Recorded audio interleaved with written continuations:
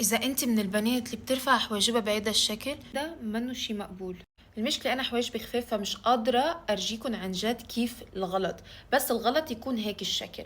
هيدا المنظر منه حلو. أول شي بتعمليه بتمشطي حواجبك بشكل طبيعي، بتجيبي جل تبع الحواجب، أنا بنصحكم بتبع شي جلام حورجيكن إياه، وبتحطوه على كل الحاجب روحة ورجعة لتتأكد إنه فات على الحاجب كله. هيدا هو سعره منيح وكتير حلو وكتير بضاين.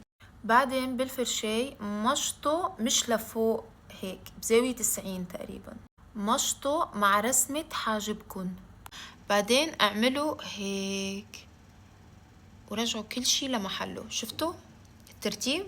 بعدين طور شوي لينشف، بس حنعبي الفراغات. بس انتي اذا حواجبك سميك منك مضطرة حتى تعملي الرسمة او تعبي فراغات، انا حواجبي خفاف، فما بالكم بوحدة حواجبها سميك.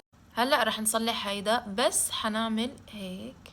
شوفوا بس ضبينا الشعر قديش صار ارتب، بس محل الفراغ وهون شوفوا قديش صار مرتب. حتى شوفوا عن بعيد قديش المنظر مرتب. رفعة الحاجب يلي كلنا نحن متعودين نعملها او نرفع حواجبنا فوق مستوى رسمة الحاجب كتير اولد فاشن. الحاجب منه مرتب ابدا، كأنك انت مش منظفة حواجب. اسمك طلعيهم بمستوى ما يطلعوا على جلدك، يضلهم برسمة حاجبك ومرسومين الرسم.